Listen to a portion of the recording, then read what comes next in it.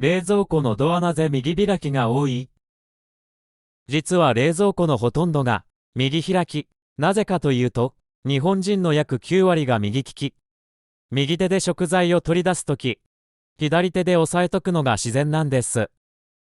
もし左開きだったら、腕をクロスさせながら使うことになるので、使いづらいんですよね。さらに、冷蔵庫を設置するキッチンのレイアウトも右開き前提が多いらしい。何気ない日常の中にも理由があるんだね。よろしくお願いします。